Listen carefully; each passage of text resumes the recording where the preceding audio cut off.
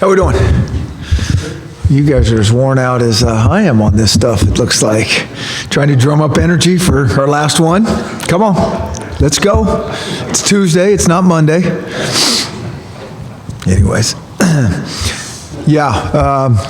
starting with Arizona State, I'm really proud of our guys. It's an awkward team, like we said. They do some really good things, and they have good skill and can create problems for you. And we knew we were going to kind of have to battle through and grind some things out to get that one done, and that's kind of exactly what happened. Really proud of our defense. Thought they played exceptionally well,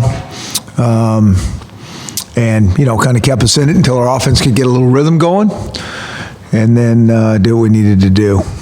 And so it's get deep into the season, and I think you see different things happen, like certain teams knock off other teams that maybe you didn't quite predict, and so that's what you're always battling against, is to make sure you come out there and play your best. And I thought our guys prepared well, like they have for most of the year, and did what we needed to do. What'd you make of DJ Beaver's game?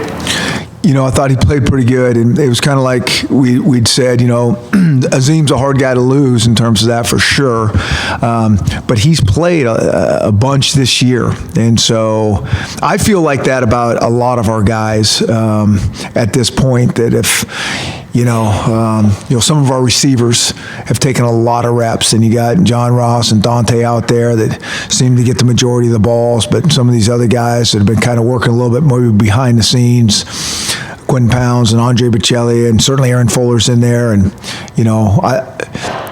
those guys, they can do more than maybe they've shown out there for sure. And so I think DJ kind of falls into that mix, and it was good to get him out there.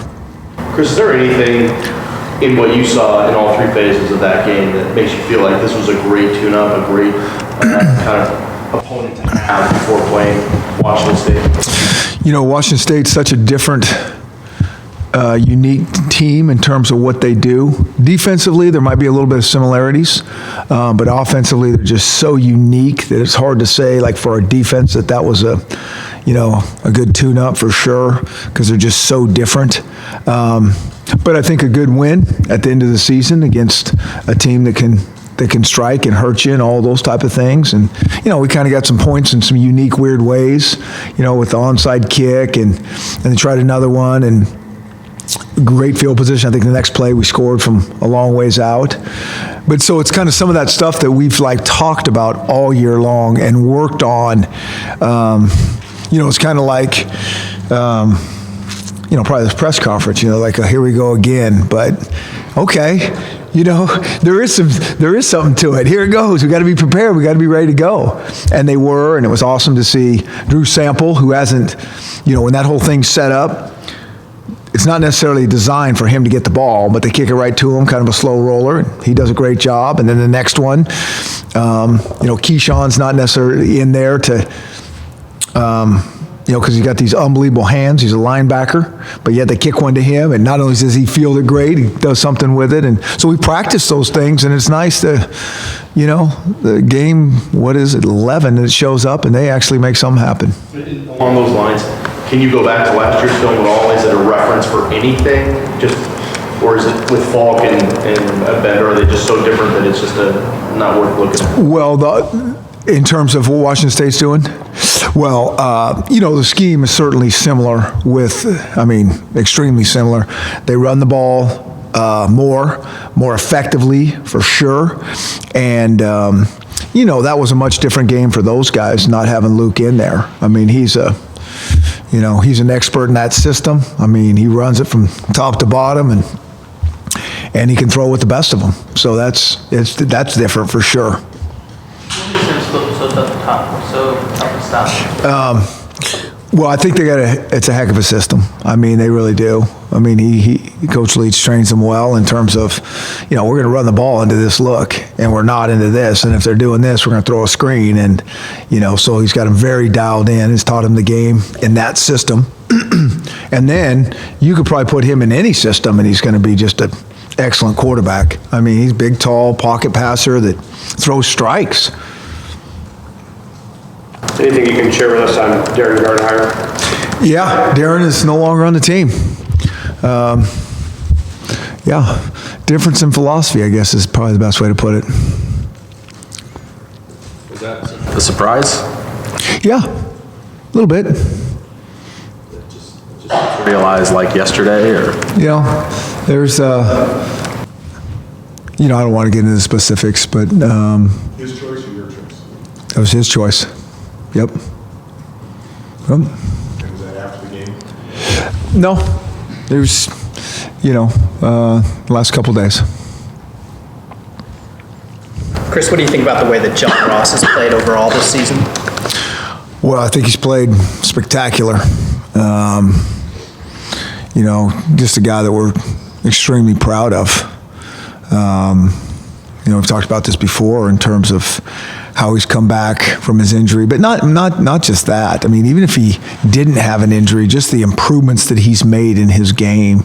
You know, I said this a lot before the season. I mean, to me, John hadn't played a whole bunch of receiver. He hadn't had a chance to really work on his game and grind through it and you know, really become a polished receiver. And so that's what he's done. I mean, I think there's a lot of guys that, you know, can run really fast. And then I think there's a few, very small handful that can run really fast and be detailed in terms of how to run routes, in and out of breaks, be able to control that. I've been around a lot of fast guys that cannot get in and out of breaks because they're just so fast. They don't have the hip strength to do that, and they don't know how to pace it and still look like they're going fast and come in and out, and he can do all those different things. And then he, you know, couple that with he's caught the ball really well. So you got, you know, a bunch of different components that he's really polished his game up, and he's done a tremendous job. What did you see for your pass rush Saturday? Yeah, it was good. Certainly more pressure on the passer, and against you know, a scrambling quarterback, that can be hard. So it was nice. That was probably the number one thing that jumped out, was just the pressure that we were able to get on him. And I think it's going to be, you know, a tougher chore this week. You know, that's what they do. They pass protect. Luke is really good in that pocket, just hanging in there. He's tall, can throw over those guys. He gets it out. You know, he has a great sense of when the ball should come out and when he can hang on to it. So, yeah. Where does Kevin King's one-handed pick kind of rank for you on? You know, it's so interesting. I mean, yeah, that's up there in terms of spectacular plays without question. But he catches the ball. I mean, I see those guys messing around, catch the ball like that all the time. So it's really not something that he hasn't worked on. Now, I don't think I've seen him catch one like that in practice defending a fade, but they're always throwing the ball and reaching back and doing that. And, you know, he's so long and he's got good hands that it was awesome to see him put it out in the game. But it wasn't one of those things where it's like, oh, I've never seen him do that. Chris, Mike Leach has been working on the air raid for 25 years, back to his days with Hal Mumme.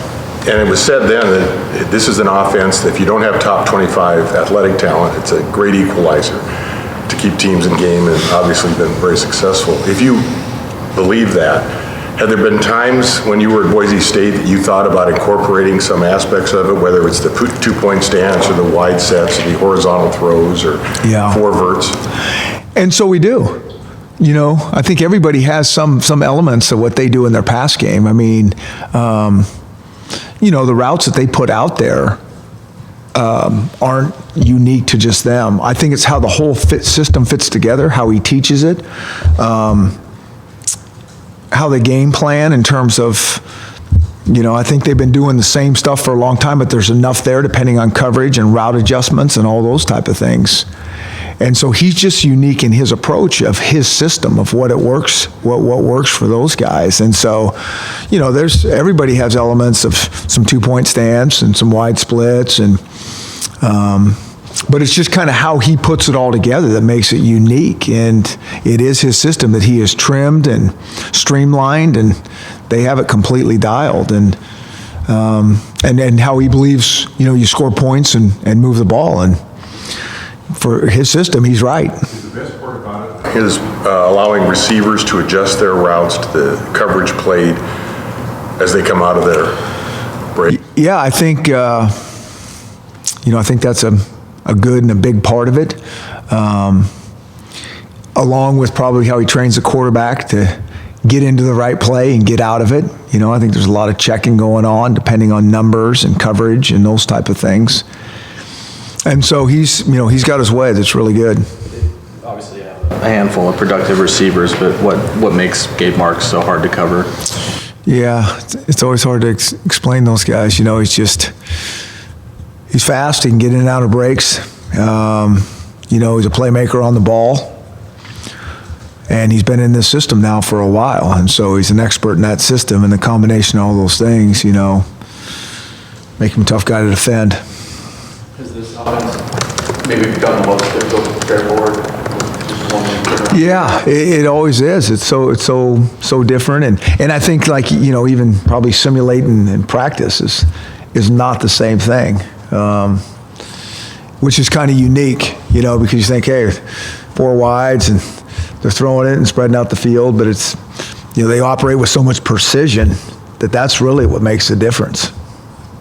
How well have you gotten to know him over the Oh, I knew we were going to be getting to this one here soon. What are your observations about his personality? Yeah. What he's like? He's entertaining. There is no doubt about it. I really like being around him because half the time I don't have a clue what he's talking about, and the other half I think is really funny. So he is an entertaining guy. There's no question about that. On that video, I think you said you'd want to take him on your road trip. How would that go? Well, we're having a road trip. You got to have some fun, right? Like I say, halftime is good because you probably just get tired of people if you're on a long road trip. Well, like I said, halftime I don't know what he's talking about, so I wouldn't listen to him. Another half is really good stuff. Chance to talk to him, is that coaches meetings? Yeah, usually the coaches meetings and those type of things. And so over the years, I've gotten a chance to know him. And he's just, you guys know better than I. Or the people that interview him every week, he's got a great perspective on things. Some people would call Leach's perspective subversive, from his play calling to anything else. Would that be a fair description? Yeah, I don't know. I haven't, I don't want to study him too much. I might get, I don't know. It might be scary if you study him too much. I just think, he's such a unique perspective on so many things, on football, on life. And it's awesome. It's cool for the game, to not have to, sit up here and listen to guys like me that are probably also similar, talking about, the next thing to take care of, the next part of business too, that, you can tell he really wants to talk about a lot of stuff. Probably last thing maybe is football. And, I think that's fun for a lot of people. So when last year after the game, he made some comments about how he thought Wazoo had beaten better teams in Washington. When he says stuff like that, do you just roll your eyes, or does that stuff kind of... Yeah, I don't, maybe they have. Maybe they did. I don't know. So, we just kind of move on. This is this year, and new challenge. What did you make of Jake's game overall Saturday? I thought he made some nice throws. There's one or two that he and the receiver may be off a little bit on, route-wise, what exactly was going to happen. But Arizona State can make you like that a little bit with some of the blitz. There's a lot going on up there, with protection. And is he going to be protected? Does he have to get rid of the ball? And then when it is protected, how long is he going to be able to hang on to it as a route's developing? So I thought he played solid. Yeah. They're getting to 10 wins for the first time in 16 years for this program. Does that mean much to you at this point of the season? Well, we really have not thought about it, to tell you the truth. We just have a lot of important football left, and that's where our focus is. I think pay attention to all that stuff afterwards. But, I think it's good because it feels like we're making progress. And we've kind of felt like that for a while, but it's nice. Like I said last year, I felt like we were making progress last year and really weren't coming up with as many wins as we would like to. And that was really hard on everybody and the kids. And so they just haven't really backed off or changed from their demeanor from last year. And so, obviously that work is starting to pile up and make a difference, and they can feel it because it's, there's not many things that these guys have probably worked harder in their life at than this. this commitment to this program, and it's really hard to work that long and not, see improvement. And so I think that's probably the most important thing, is I feel like we've improved as a group. When you broke down the Colorado tape with Washington State, what really stood out to you in terms of what Colorado did well to try to stifle air raid? They play good defense. I mean, you start looking at, the stats this time of year, and I think it does paint a picture. And Colorado plays really good defense, and they play hard. I thought, just in general, watching both teams, it's like these are two good teams that are playing really, really hard. This is a good football, good football game, whether it's special teams, offense, defense.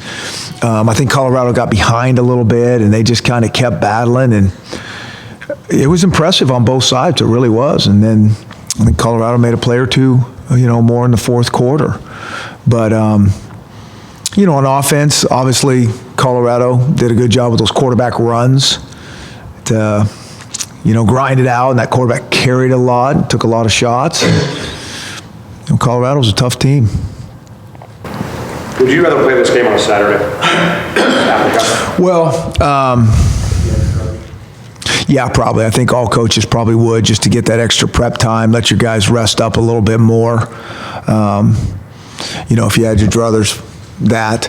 And there's part of it too, you want to go play. And so it's one day shorter. But, we're out there today, and usually this is the day off. And, you got to get work in. It's got to be good quality work, and that can be hard this time of year. What's team plan to Thanksgiving?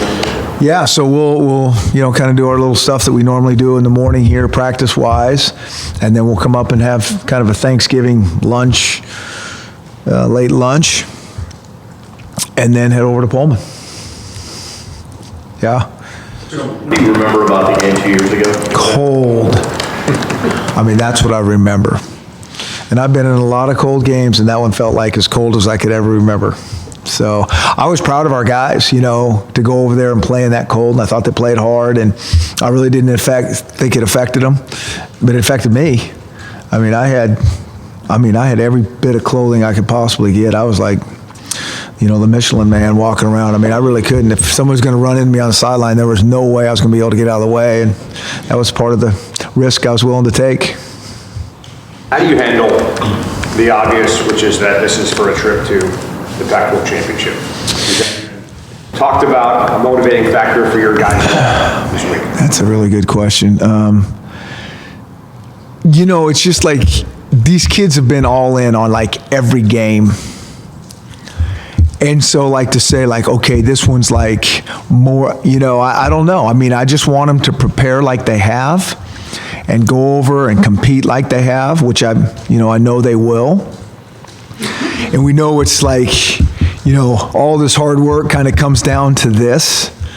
But it's really hard for me to say okay, now we're all in on this. I just think they've really been invested this whole year, every game. And I think that's what you've kind of seen. And but it'll be exciting. I mean, they get the rivalry.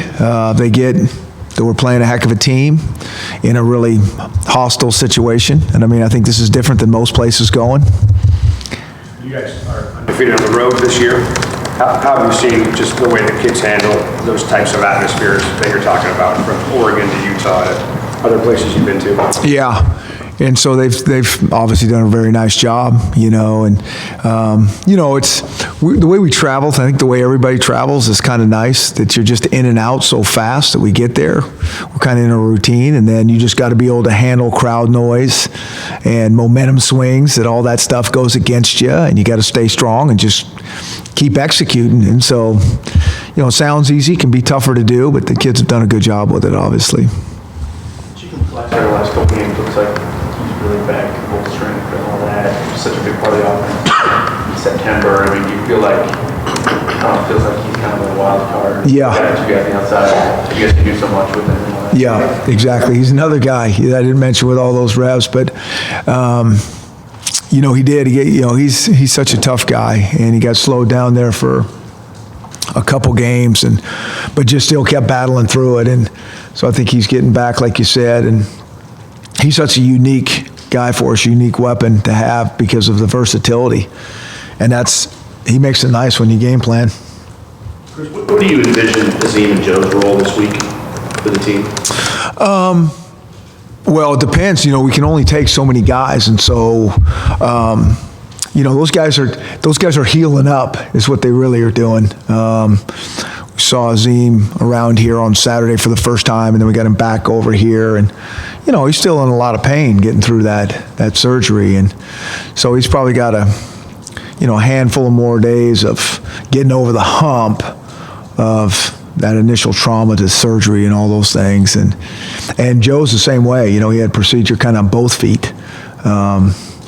So they're hobbled up right now, and I know they're with us, you know, in spirit. It'd be nice if they were with us in body, but it is what it is. And, you know, those guys bring great passion to this program. They definitely won't travel. I don't think so, yeah. Are you a fan of bringing in ex-players to speak to the guys this week about the game? Oh, I love our ex-players to talk about. I get educated on the history of this program and what goes on, and so we'll see. What's the biggest thing you've learned From a former player about the Apple Cup.